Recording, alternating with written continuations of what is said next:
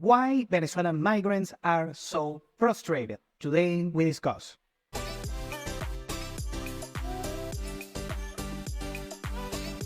Welcome to Venezuela Insider, the only place in Venezuela for expats, digital nomads, entrepreneurs, investors, travelers, and related internationals. For more information, venezuelainsider.com. So the video for today, and this is for my fellow Venezuelans, especially the ones that are abroad, they are very frustrated, most of them, not all of them. And I'm going to explain why. First, let's talk about a little bit of history in order, to paint the picture. Venezuela, the migration, Venezuelans don't have a migration culture. They didn't have it until last decade.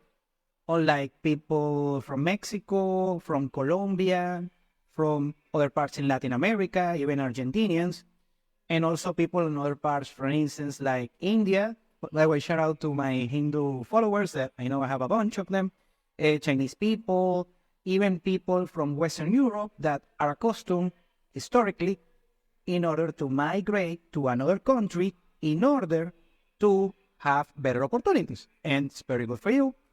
I always am being pro-migration, but of course when it's done legally, but many times the issues that happen on Western nations are because people, of course, on Western nations have their own migration policy. Meanwhile, the situation, well, I'm not going to get into that. I'm not going to go through that rabbit hole, but you can get the idea. So let's start on the early 2010s. Back then, Venezuela only had like 1 million people abroad.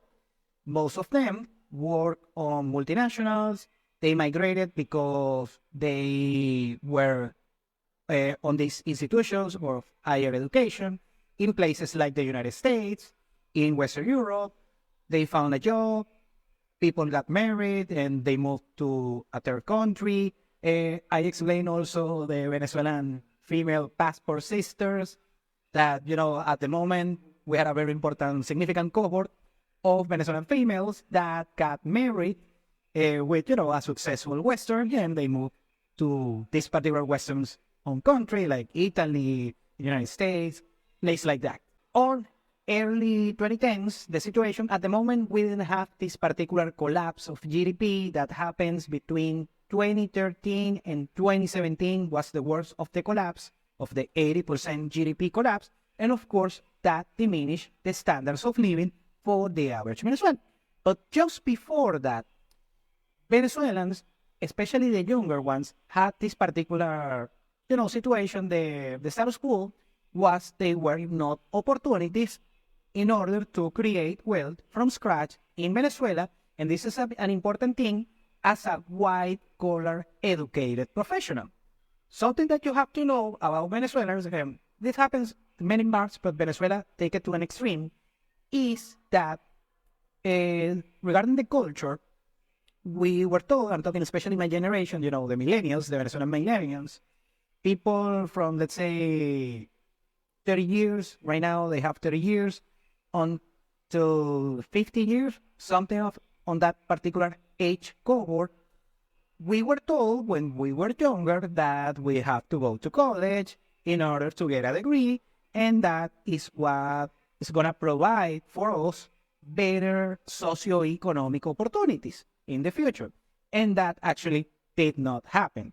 And of course, that happens in other parts in the world, and it's happening right now, but in Venezuela it's way, way worse because at least in, let's say, developed economies, you have the opportunity if you are a college-educated professional, so that will give you an opportunity in order to, of course, make it increase your socioeconomic level.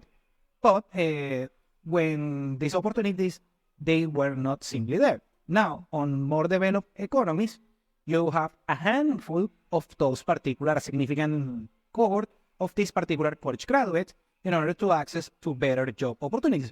And back then, you can saw the writing on the wall that is not going to happen for Venezuelans, especially the younger ones. In Venezuela, it's next to impossible to create wealth and also develop yourself socioeconomically, the ladder, the socioeconomic ladder, climb the socioeconomic ladder throughout a job. I'm talking a job.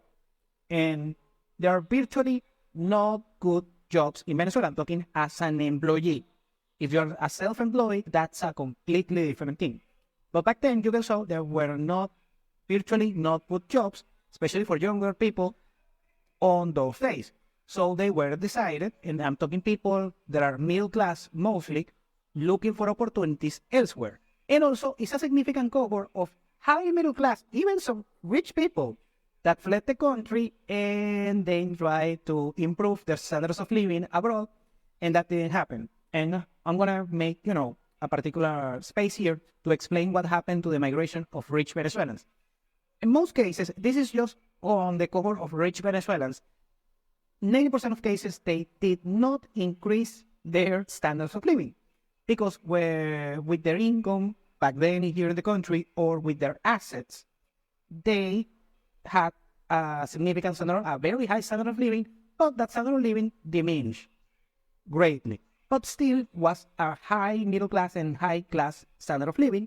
And they thought if they moved to the United States or something like that, or Western Europe, their standards of living, they're going to increase, or they're going to be the same compared to the high class on those countries. And that didn't happen.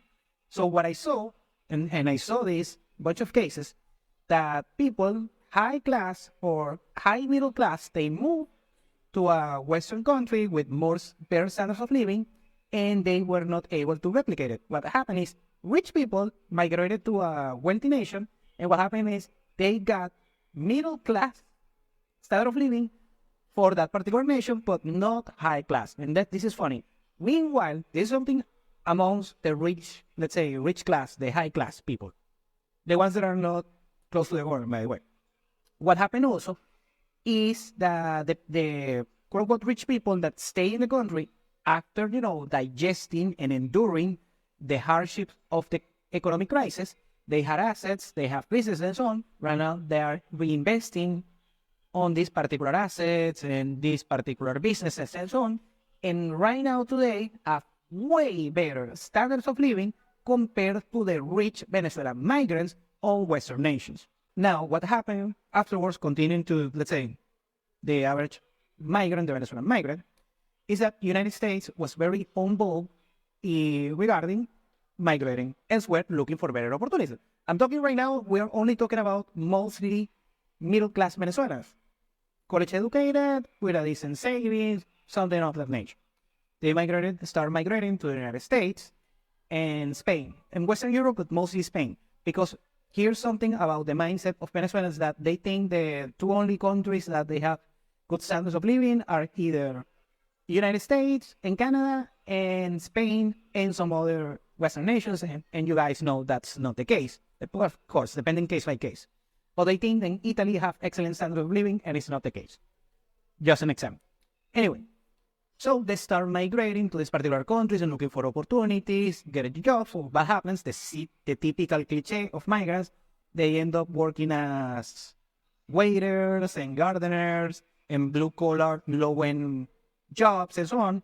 Some of them had the opportunity in order to have good jobs on Fortune 500 companies and jobs Hopkins and places like that, high-end white-collar jobs and opportunities and so on, but was a minority. And that minority started reducing.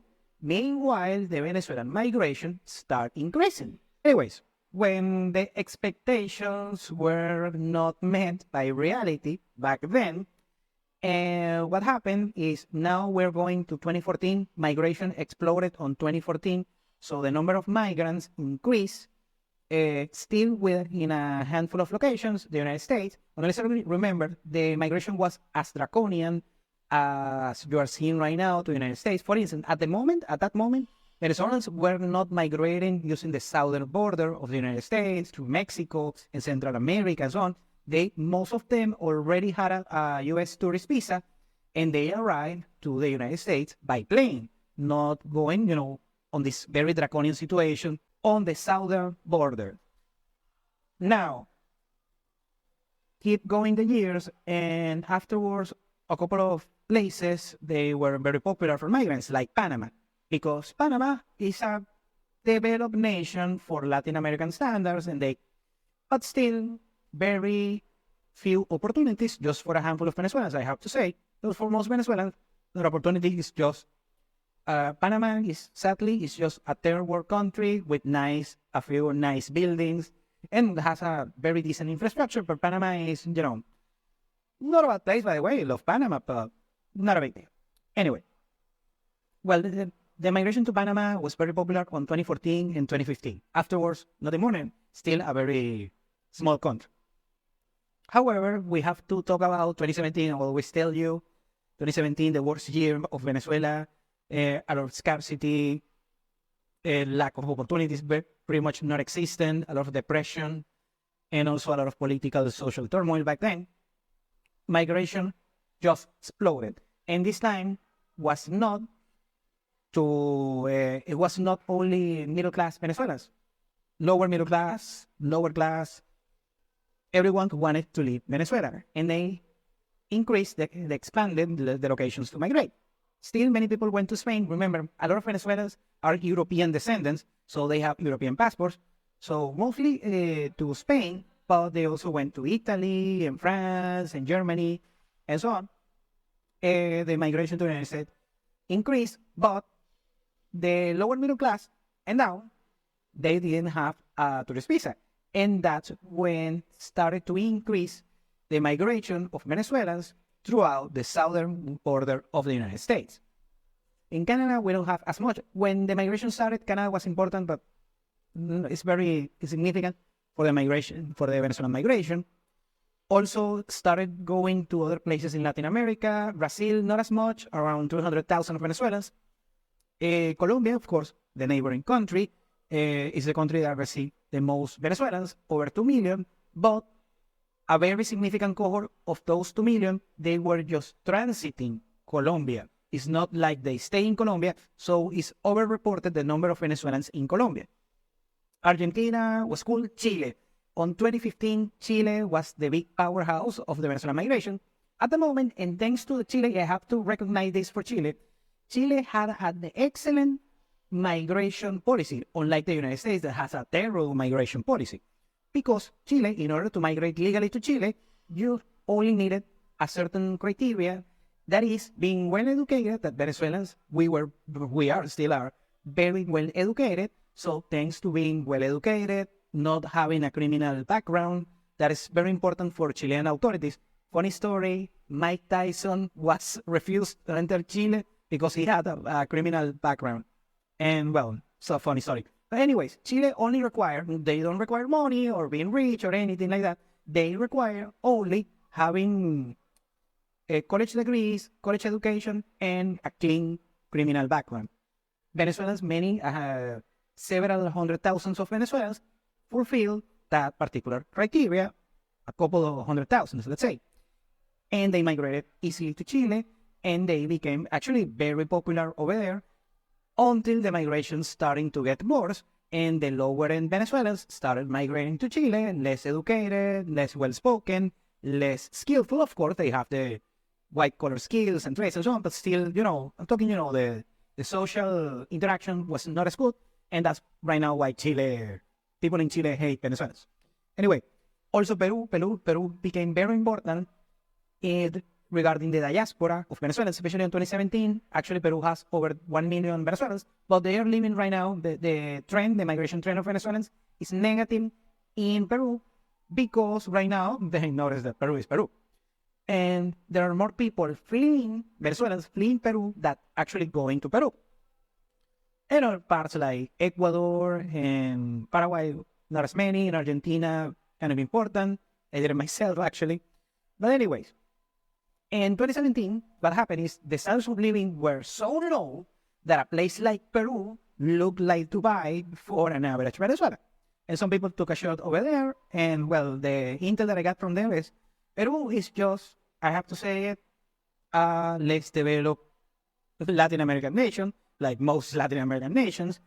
Not as much opportunities. Of course, the situation is more economically, is more stable than Venezuela, but especially back then. Right now, not as much. And also, I have to say about the Peruvian culture, I don't want to bash anyone from Peru, but the culture over there, Venezuelans are fun and jovial and like to hang out, very good with social interactions. And Peruvians are not like that. It's that in that is their culture. I met some cool Peruvian people, but most Peruvian people are kind of like not my cup of tea. It is what it is. Anyways, and the migration now, what happens right now, let's go right now with the present 2024, is that the migrants that went to other parts in Latin America, especially Peru, they noticed that, of course, it was a desperation move in order to go from Venezuela in 2017 to one of these countries in Latin America that are not as better as Venezuelans thought. And right now, they are either coming back to Venezuela or going to the United States. And now let's talk about the United States right now.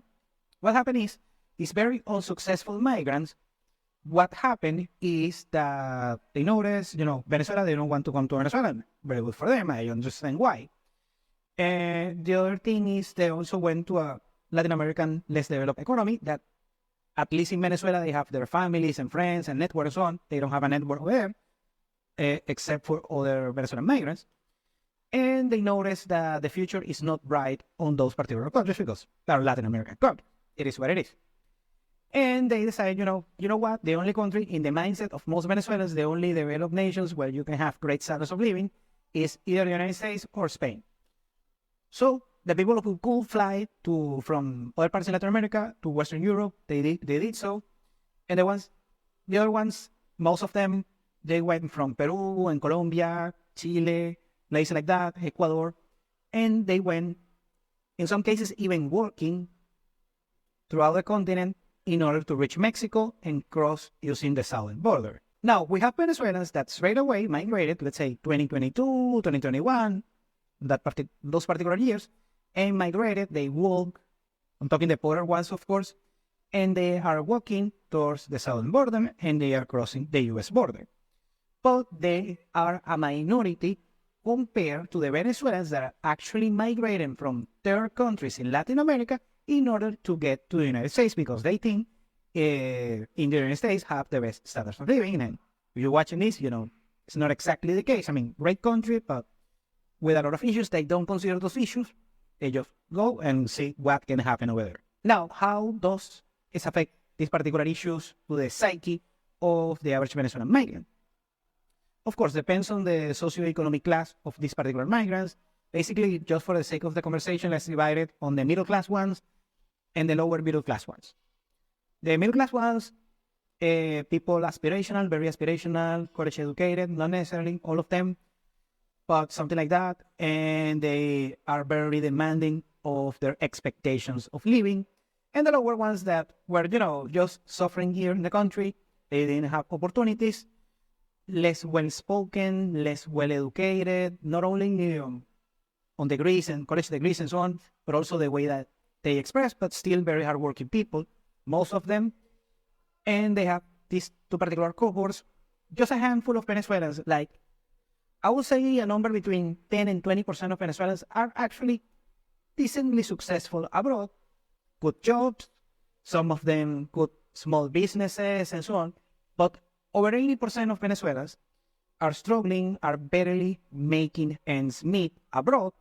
And of course, you have to understand that when you're a migrant, you reach from scratch to another country without a network, without friends and family, without any assets, just some savings in order to pay a small rental, a bedroom, something like that, in order to get the first job that you can. And then you can, if everything goes right, increase your standard of living a little bit, and that will be it.